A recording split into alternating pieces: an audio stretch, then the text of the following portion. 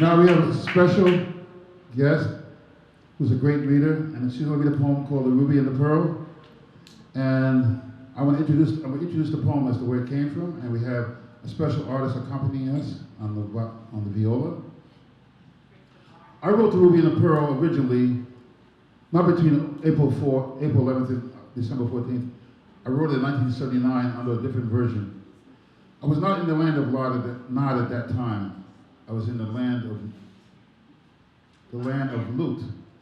I was in the land of Lut, and I was living in apartment 5E on 102 West 102nd Street, a place where I became awake to the spiritual. And I wrote this poem listening to a singer, and singers have influenced my poetry a lot in voices, named Yuna Sumak. She had 5-octave range, and she was from Peru. And she sang something called Zatabe. And there was a flute with her voice. And as I listened to that flute, it seemed the flute had married her voice. And it took me to a place, to the land of flutes. And that place, I heard a story of a ruby in the mountains. And from that story came the ruby and the pearl. And without further ado, I present to you a wonderful woman, Lotuz.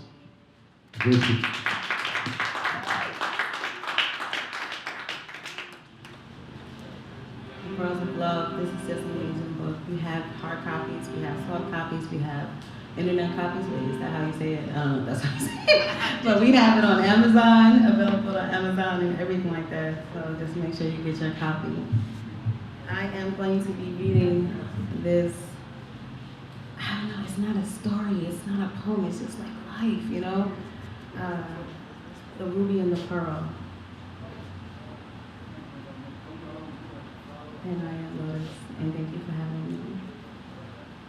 There was once a ruby in the mountain of love, and that desired a pearl in the sea. She was the pearl of the soul from all eternity. It appears he knew her one time when they were both a speck of dust, blowing in the cosmic winds and storms of rhyme that became the world of us. Then once, they spoke so briefly, ever so briefly, but endearingly and tenderly. And as creation grew, they became separated.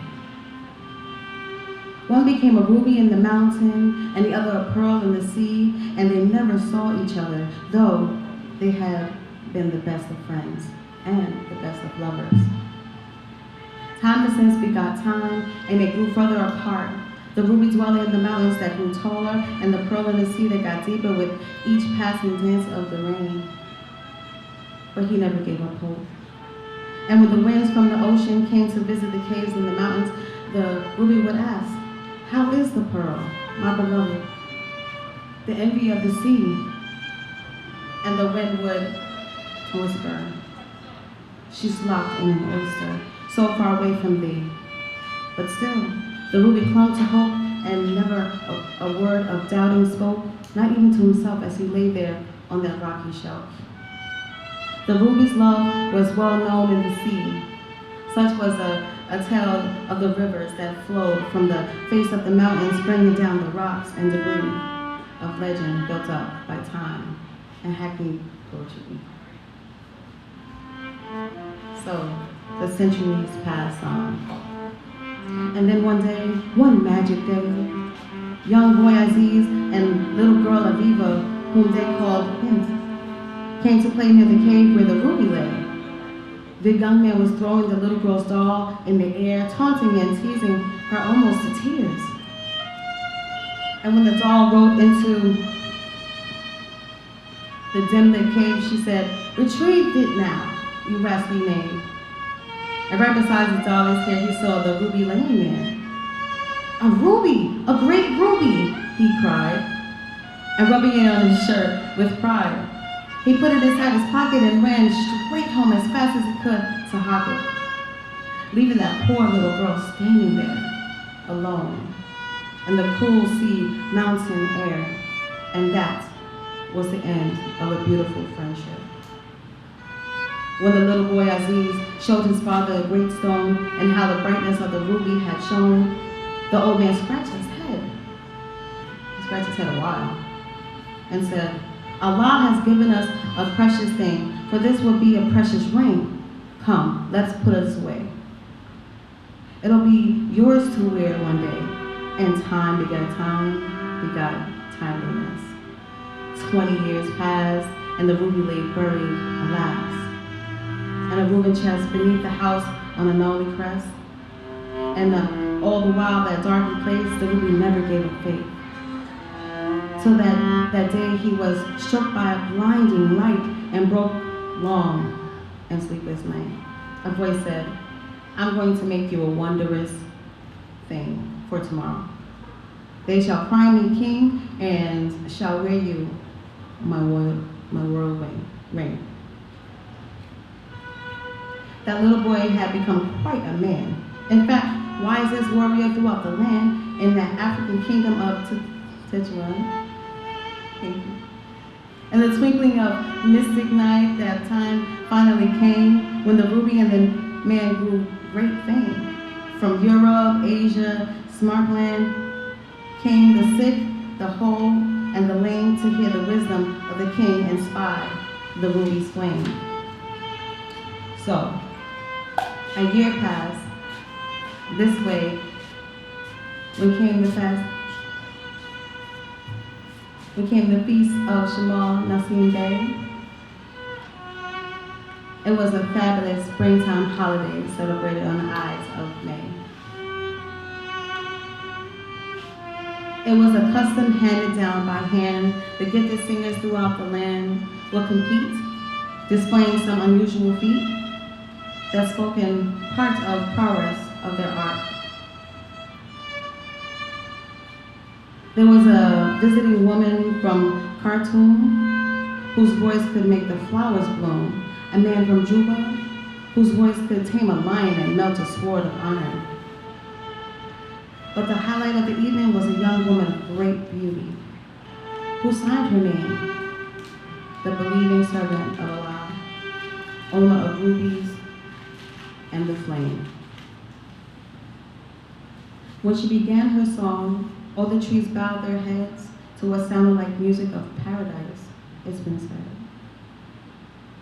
And all the guests sat like ice melting in the sun as they beheld the wondrous voice of this woman, warm and gracious one. And her voice wove a web over their eyes, so they slept. They sleep took some by surprise. And as she sang, it was not long before it seemed that all the birds from Tetouan had joined her in song.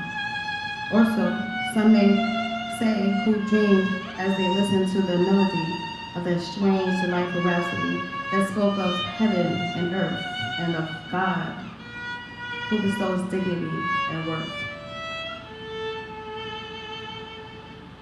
The king was moved to tears and asked, what woman is this that moves so near my heart without consent? Certainly this woman is an enchantment, some illusion, a sight of an angel from heaven sent. When the song returned its nest, he sent for her. Woman, he asked, pleasure to see. Who is thy father, I asked of thee?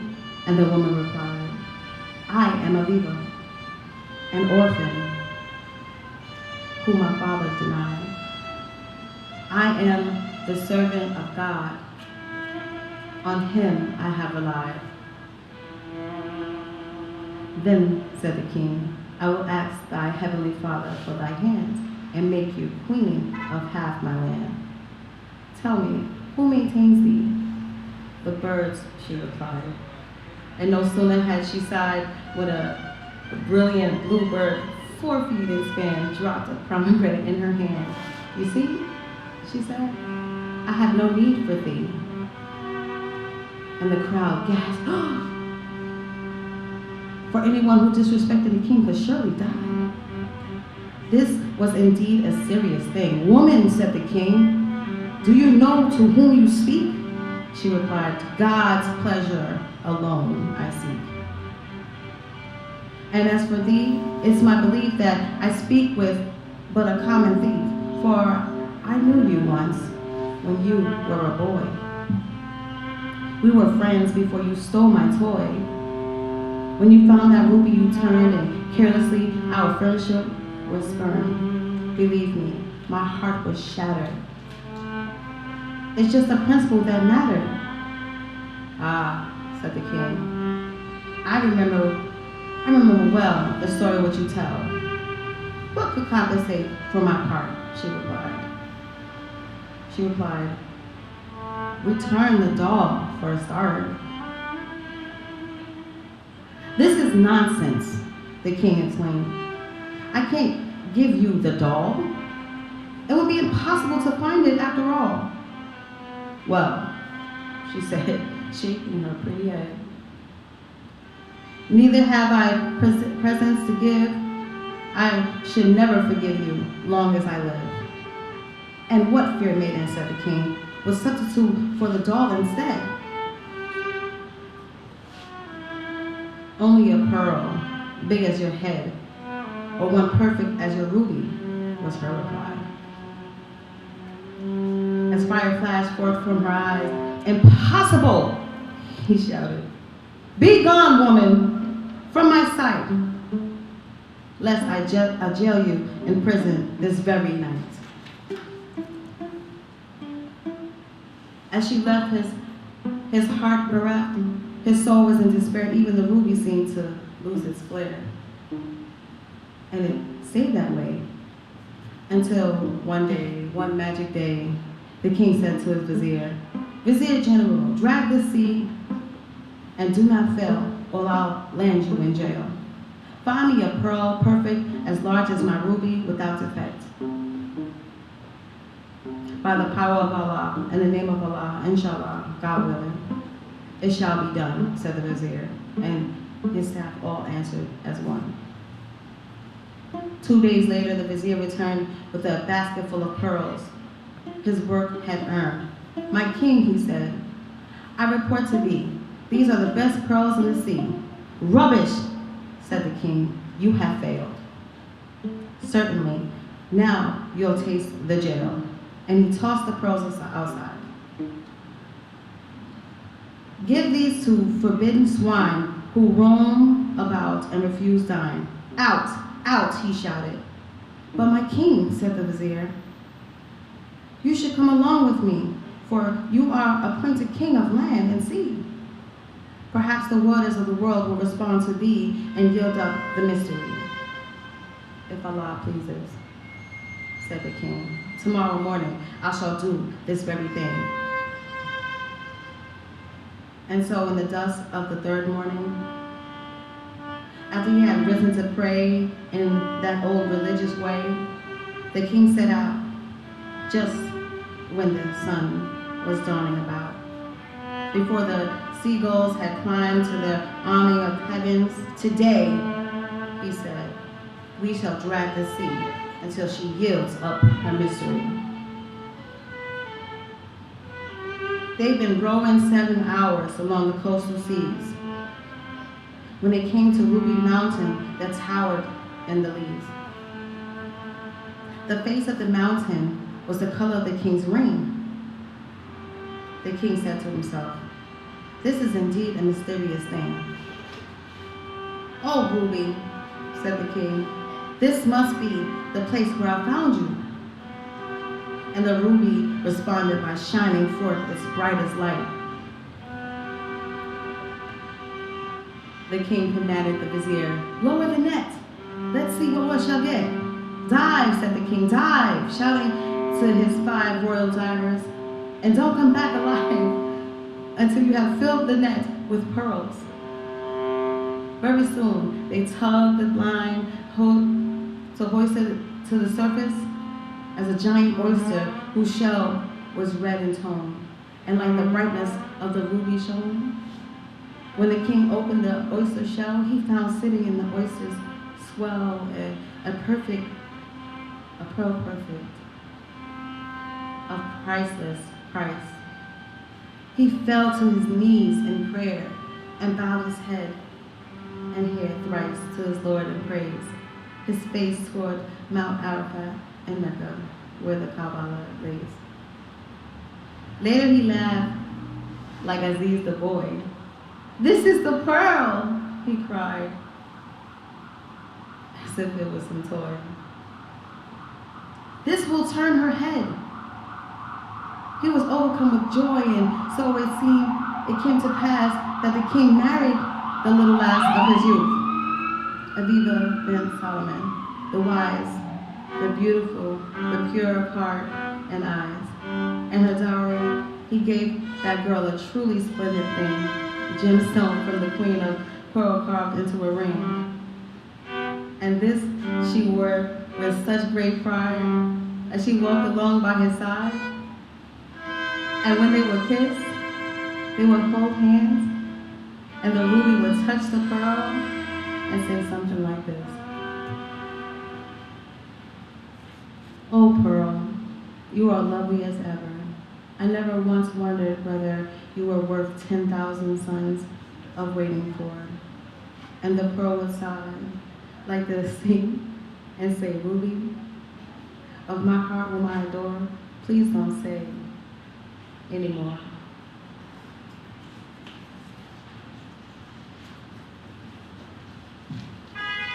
The ruby and the pearl are together forever. Good deeds and dreams should never surrender. Love and patience soon will live in splendor. This is true for boys and girls, for young and old, for shy and bold, for rubies and for pearls. Like the pearl, forsooth, love is inseparable from beauty and truth. Like the ruby, love is inseparable from truth and beauty, passion and duty. For indeed, the brain is the husband of the heart, and the heart is the wife of the brain. And in the divine kingdom of the mind, inseparable these twain. These wondrous things, they live and thrive. We poets and pens are mere citizens of a quiet mystic place, floating on a speck of dust in starlit outer space. Enough is said of rubies and pearls. Say the Creator is most compassionate, the Lord of all the worlds.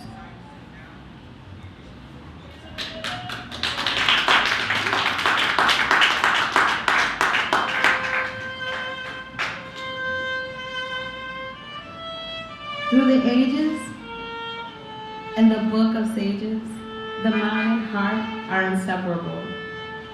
Like husband and wife, they all tied like breath and life itself. They vie for intimacy, like hearing the air, the beauty of the rose, like the united vision of the eyes. Like the moon married to the night, I suppose. The glimmer of the ruby and the bashful glow of the pearl was sublimely joined like the nearness of a kiss. Nay, even closer to each other than this. They in thought and scene, and in love and dreams, they shared 1,000 times, 10,000 years and beyond. From the time they first met in the cosmic dust that became the world and us, together, they wanted to elope and abscond. Theirs was a true love bond, inseparable, inseparable, inseparable. That is what they were. Now, that's only a snippet of the rest of that. In order for you guys to know what happens next, you're gonna have to buy the book. That's just a little tease. This is The Pearls of Love by Dr. Satchmo.mannan. Thank you so much for that beautiful piece. That was so gorgeous. You can't tell me nothing about this book, I'm telling you. Everybody get a copy. Am I gonna dance? What? Oh, no, I wasn't no. I am going to be reciting a couple of the poems from Dr. Mannan's work. Oh my goodness, I'm super excited about it. So I hope you guys enjoyed that. That was beautiful. Thank you.